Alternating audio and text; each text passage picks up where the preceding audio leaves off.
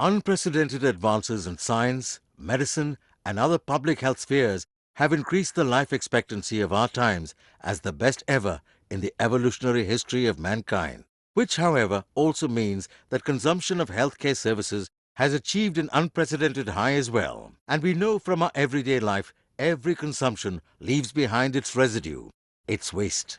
The waste generated at hospitals and other healthcare facilities is called healthcare waste. Some of this waste could be highly infectious. Now let's imagine for a moment that there's a hepatitis B or hepatitis C or even an HIV positive individual here, and this is a hospital where waste management is not in place. Now this syringe, by virtue of pilferage, is going to go out into the market, go into the hands of unscrupulous traders who are probably going to just wash it with water, repack it with a nice label. What is the guarantee that your grandchild, who's just about a week old, is not going to get a BCG vaccination which is contaminated by a needle which is hepatitis B or C positive? A hospital is meant to cure illness, not create it. But since there is healthcare waste being produced, there is also a chance that you will spread disease through it. That would defeat the very purpose of its existence. This healthcare waste could be infectious, and if you mix it with municipal waste, then you make the whole waste infectious.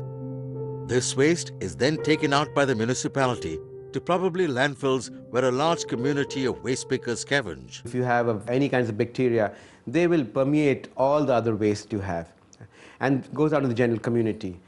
These landfills leach toxics that contaminates not just the environment, but especially the groundwater, which is the water we drink.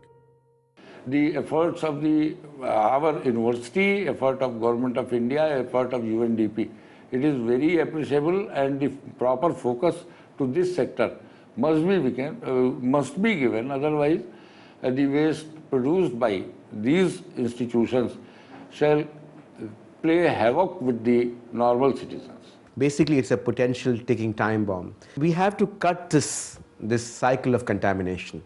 And the only way to cut it is to manage this waste separately and in a contained manner. So it seems obvious that the matter needs to be taken seriously and dealt with professionally. It needs to be managed, and this process is called healthcare waste management. It's part of the modern thinking. So a good doctor, a good administrator will look at infection control and waste management. The onus, therefore, is on the hospitals. There have been many examples of hospitals where good waste management practices have been developed to become models for others to emulate. The JEF UNDP MOEF project has been working in Uttar Pradesh and Tamil Nadu to develop and implement model healthcare waste management practices. Be it a premium hospital or a primary health center, waste management is imperative. You could have done all the hard work of a complicated surgery.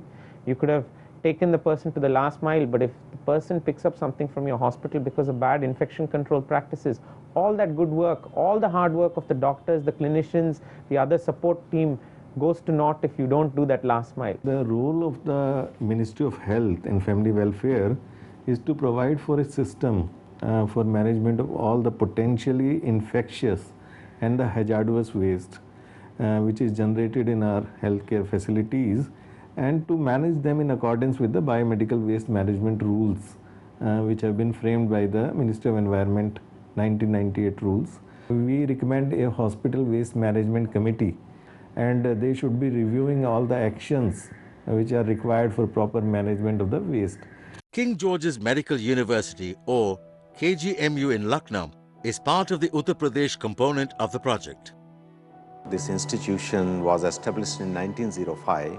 It has got at the moment 49 buildings, 45 departments, 8,700 employees working. There are 350 faculty members, over 3,000 students, fellows, residents.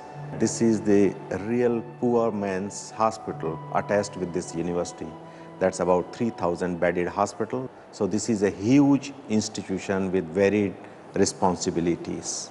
The management of hospital waste comprises the following process: waste minimization, waste segregation, waste storage, waste transportation, waste treatment, and waste disposal. Generation of waste could be minimized by planning for using more reusable material instead of disposables like masks and caps. However, they would need to be properly treated or autoclaved before being reused. Dr. Kirti Srivastav is the member secretary of the Healthcare Waste Management Cell at KGMU. She believes that the first step towards the process is training all personnel on the subject. But what exactly is it that they train about?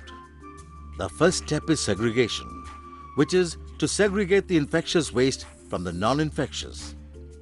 If you talk about a hospital, around 80 to even 90% of the waste is non-infectious general waste. Only 10 to 20% is biomedical waste. So if you are not segregating the waste, then you are actually making this 20% to increase up to 100%, and then you have to treat the whole 100% of waste which is being generated in the hospital. So it's very important to segregate the waste at the point of generation. Segregation means keeping different kinds of waste separately. All kinds of medical waste should not be mixed together, as different waste needs to be treated differently. There should be separate colored bins for different types or class of waste. These principles of segregation are followed by all project partners, be they in Lucknow or in Chennai, be they hospitals or medical labs. In this hospital, waste is collected into primarily 5 different colored bins as notified in the BMW or Biomedical Waste Management Rules. In this procedure, the doctor follows appropriate safety and waste segregation practices. The red colored bin collects recyclable plastic waste such as gloves, syringes, IV bottles, catheters, etc. The incinerable waste is collected in yellow bags. This waste includes non-plastic infectious waste like cotton, gauze, bandages, human and animal anatomical waste. The whole glass bottles, vials, etc. are contained in a puncture-proof container, while the broken bottles come under the category of sharps waste and are collected separately. The sharps waste. The needle sharps are collected in the box of the hub cutter. The hub cutter box itself is taken for treatment. Then there is infectious liquid waste as well as chemical waste. As this institute is rather large and scattered, an effluent treatment plant or ETP was found to be unfeasible. In such a situation, the infected liquid waste, which could be generated from ascitic taps or a pleural effusion tap, etc., is treated and disinfected on site. This waste is collected in blue-colored bins in 10% hypochlorite solution. It is then left for 30 minutes and then drained. Lastly, the non-infectious general waste like paper, wrapper, food material, etc. goes into the black bin, which is collected and sent to the municipality for disposal. Once the procedure is complete, the waste is then trolleyed back to the base hub, where the bins are emptied into appropriately colored storage bins. Using a face mask for protection, the worker empties the waste from the red bin into the red drum, the yellow waste into the yellow drum, and likewise. All segregated waste is stored temporarily in these drums till it is collected for transportation to the Central Collection and Treatment Site or CCTS. Another important thing is that the whole process of waste collection is totally a covered process, and nowhere the person who's coming for collection comes in contact with the waste.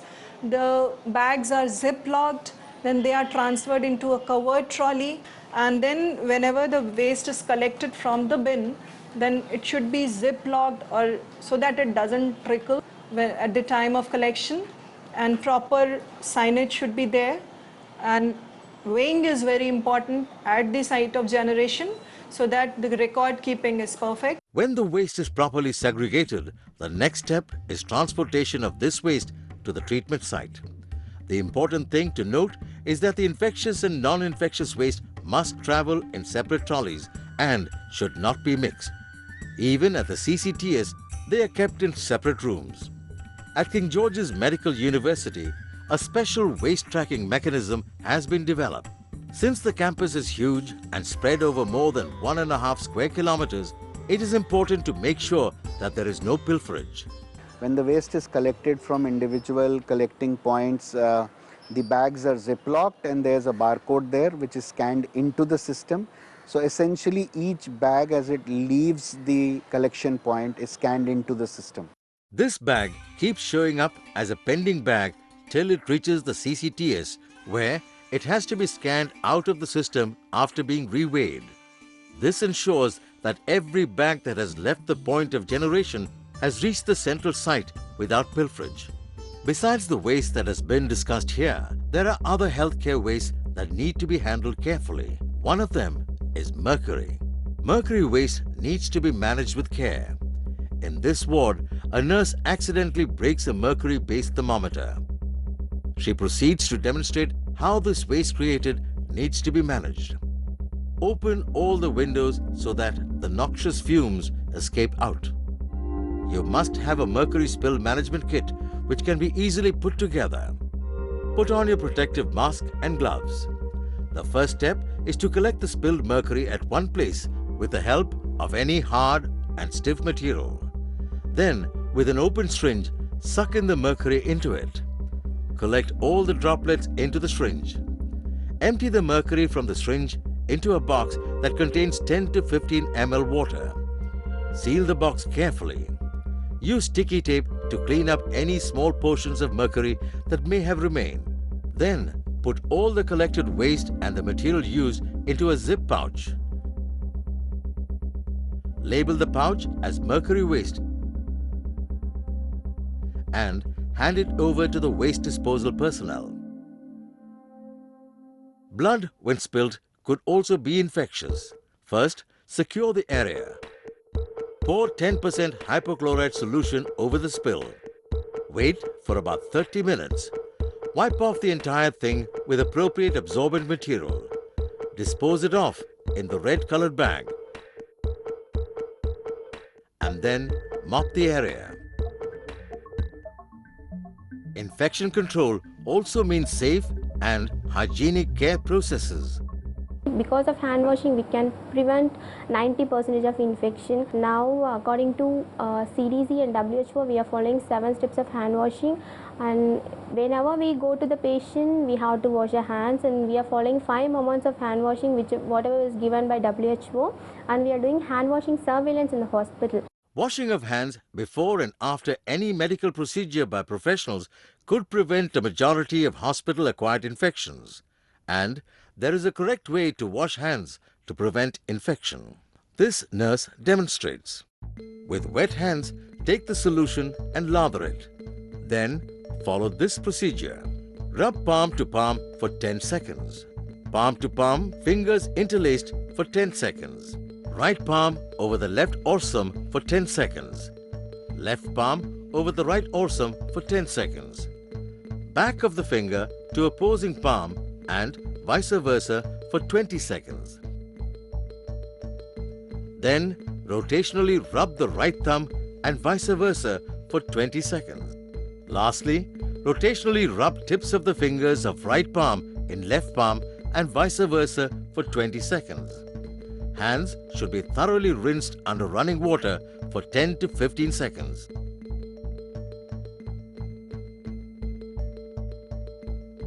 Having seen the practices of segregation and other safety procedures, the next step in management of hospital waste is treatment and disposal.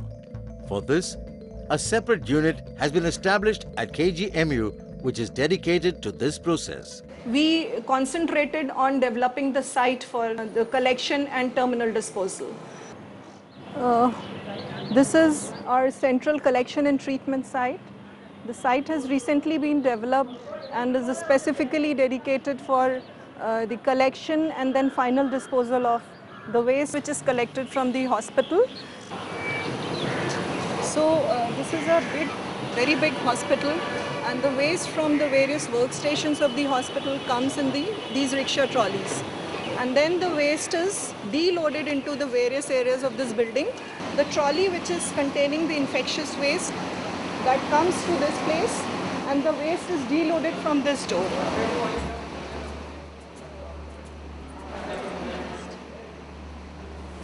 So this is our infectious waste room where we store our infectious waste. So all the infectious waste which comes in red and yellow bags is stored in this room. And here you can see there are two sort of trolleys. One is for incinerable waste, where we store our yellow bags in which we segregate the incinerable waste, and which is finally loaded into this. We weigh the bags here on this scale, and then it's loaded onto the vehicle which comes from the CTF, the Central Treatment Facility, which is Synergy right now, with which we have the contract. The red-colored bags are stored separate from yellow bags for autoclaving. These bags are weighed and a record maintained. And the bags from this trolley, they are brought to the autoclave machine. These are the two autoclave machines which are used for sterilizing the plastic and the recyclable waste. And in these machines, the bags are loaded first.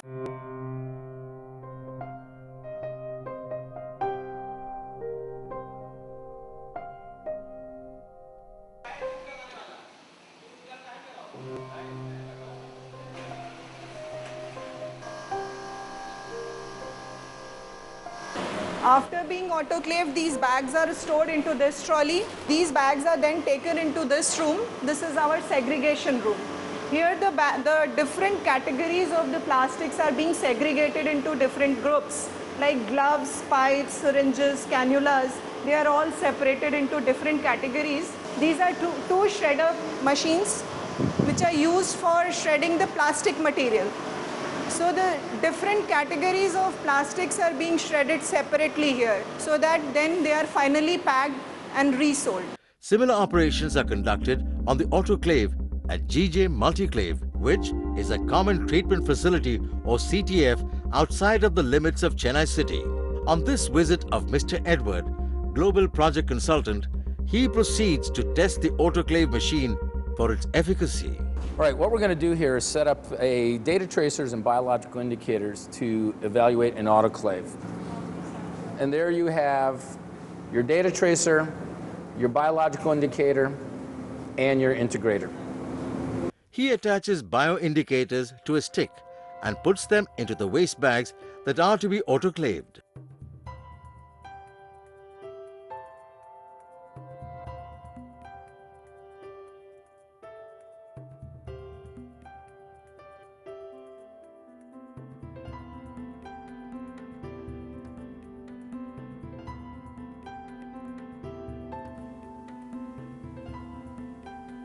At the end of the autoclave cycle, the indicators are removed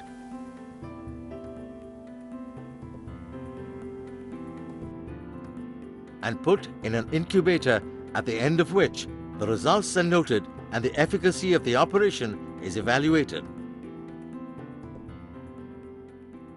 The sharps waste is perhaps the most hazardous waste that needs to be handled carefully to avoid incidences of needle prick injury. The sharps waste is collected in the puncture-proof hub cutter boxes, and these containers are directly sent for autoclaving and disposal to the CCTS. One of the methods of sharps waste disposal after autoclaving is by way of sharps pits, as is followed at GJ Multiclave. Well, in the most simplest turn, incineration means that you combust something. And when you combust waste in a controlled manner, that means in a temperature controlled manner or in some kind of device which has some kinds of checks and balances, an engineered device. This term is loosely called incineration. But you cannot burn anything and everything in an incinerator. Only non-plastic waste is put to incineration. That is because incinerating plastics can release dioxins and furans. Well, dioxins and furans are a class of chemicals called organochlorines in technical terms. They are two classes of or families of chemicals which are made from chlorine and from hydrogen and oxygen, set up in certain molecular structures. But when they are released, then they are some of the deadliest toxins known to man. very small quantities of dioxins, furans can enter your body and stay there for a long, long time, and can also pass on from mother to child. That means the intergenerational toxics. Dioxins and furans are also hormone mimics. They are mistaken for hormones in growing children, and this could cause chaos. Long-term effects can be cancer. They also have long-distance transport capability, and so they can spread globally. They are among the most hazardous chemicals that man has created.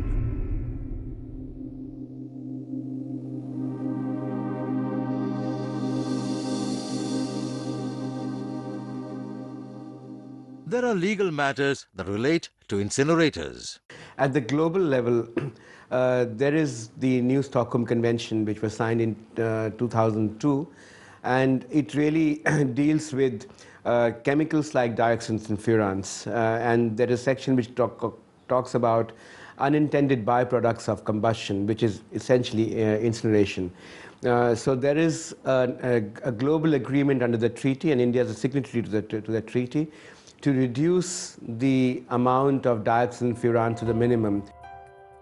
At GJ Multiclave at Chennai, which is a common treatment facility and which is a project partner of the UNDP JEF MOEF project, the van that has collected the waste from various healthcare facilities arrives hours later. This was established in 2003 June with the help of the Indian Medical Association and with a lot of support from the Tamil Nadu Pollution Control Board, who are the regulatory authorities for the whole thing. And when we started out in 2003, we started out catering to about 2,000 beds a day.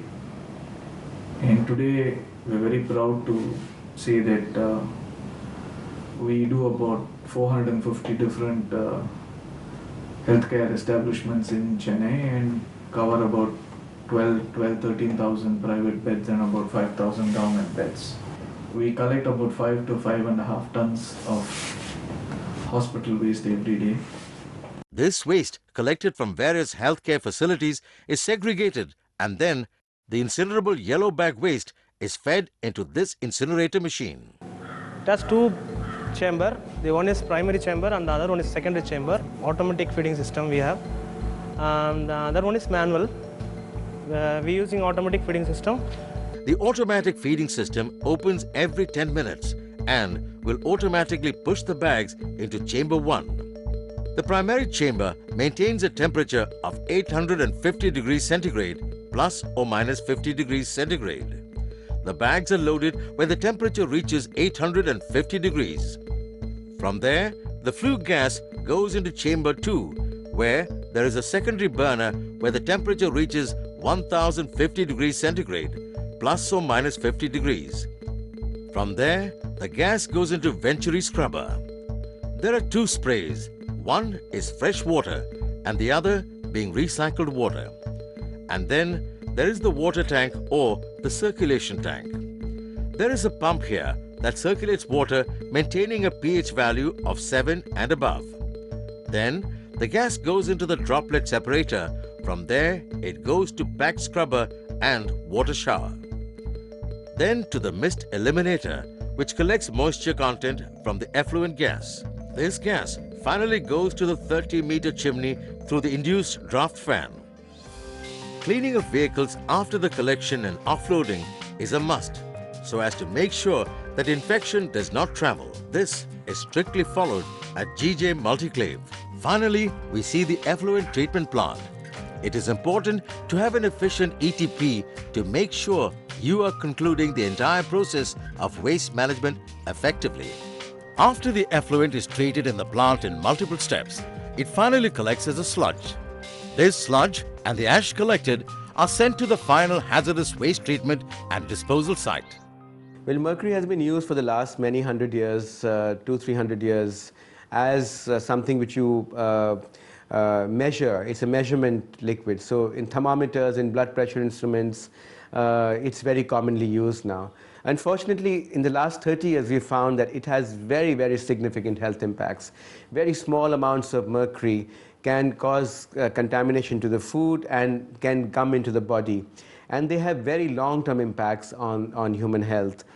just like loss of memory, difficulty in walking, visual deficits, vision loss, and then abnormal sensations. Because of this mercury exposure, there are a lot of health problems occurring in human beings, which leads to renal failures or liver toxicity, and of course, the foremost is the CNS or nervous system toxicity. Now there is a new treaty being negotiated at the global level, which will be concluded in 2013. And the UN, it's a multilateral treaty like the Stockholm Convention, which will talk about the reduction or the elimination of mercury from the global stage. The BP instrument, I feel, has a large amount of mercury in it. So if a BP instrument breaks, there could be a lot of mercury vapor being formed, which can be inhaled. So the alternative is using aneroid BP instruments and digital thermometers instead of mercury thermometers.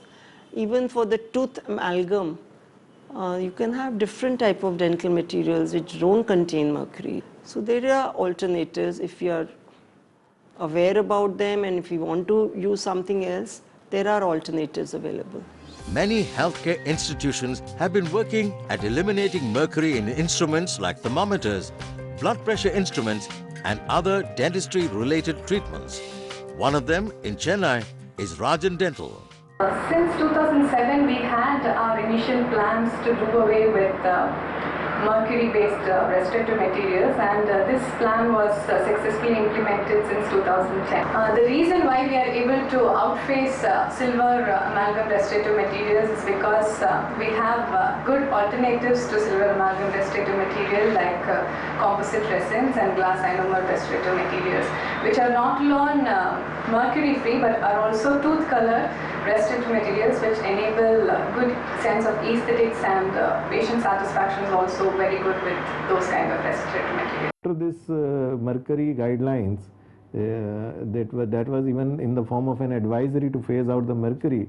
But even after issue of this advisory, the independent studies have revealed that it has greatly reduced the use of mercury in our country, mercury-based equipment, and the phase out is happening. आप लोग को मालूम है हमारे यहाँ waste disposal की training हुई थी, आप सभी लोग की ट्रेनिंग हुई थी, जिसमें सिस्टर्स की अलग हुई थी, डॉक्टर्स की अलग हुई थी, सफाई कर्मचारी और सबकी हुई थी training. Training and monitoring are two things that are taken seriously by the administration when it comes to healthcare waste management. This monitoring opportunity is taken by the doctors to give the duty nurse a brief rundown of the waste segregation procedures. General waste material you will consider जैसे wrapper है, gloves wrapper. Then a record is kept and ratings given on the ward's segregation practices. ठीक है sir, good segregation कुछ lacuna है वो lacuna लिख देते हैं और गुड सेग्रीगेशन प्रैक्टिसेस ये लिख देते हैं. Now we have training for all staff, whether you're a contractor staff or not. Great that you're giving them training, great that they're trained in hospital waste management practices. Take that to a level up, explain the context of why, and involve more people. So now the training has a much more holistic approach and a much more multi-participatory approach with the explanation of why certain things are important. That helps.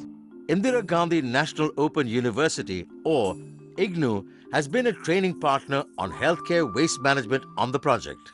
See, the program of healthcare waste management was conceived in around 2003-04 when WHO had approached IGNOU to develop a program for sensitizing and imparting knowledge and changing attitude and inculcating the practices of safe management of the hospital waste. Since then, we have been able to train more than around 1,000 students already.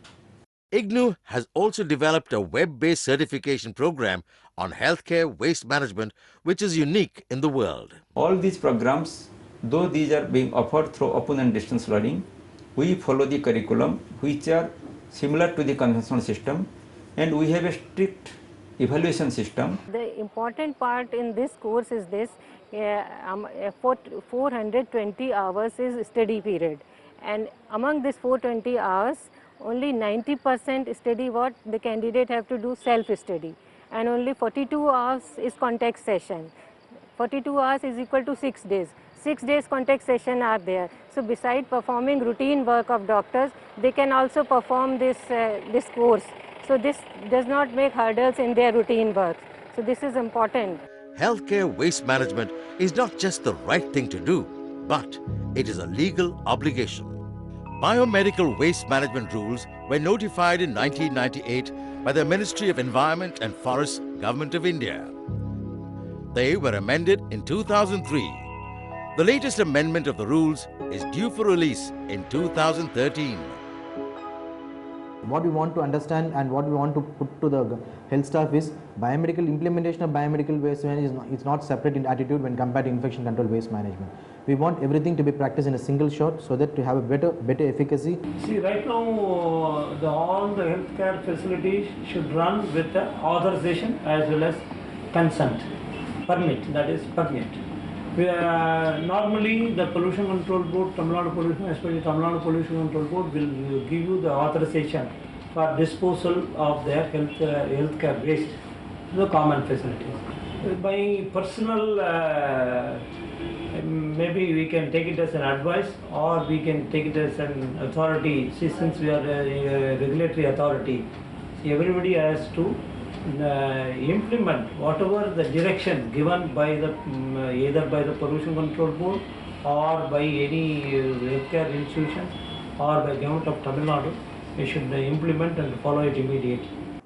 After this implementation of this program, lot of changes are there. The segregation is being done very properly.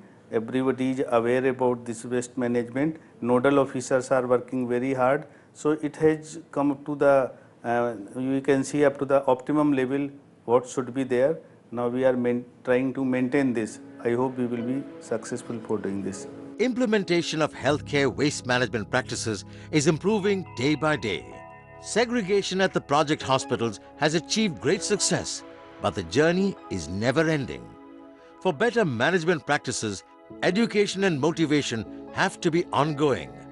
The practice has to sustain a state of self-discipline among all cadres of medical professionals. The JEF UNDP MOEF project has achieved its set objectives of developing model practices. These practices now have to be implemented in the rest of the country. Only then will there be safe and hygienic health centers and a clean environment for all to flourish.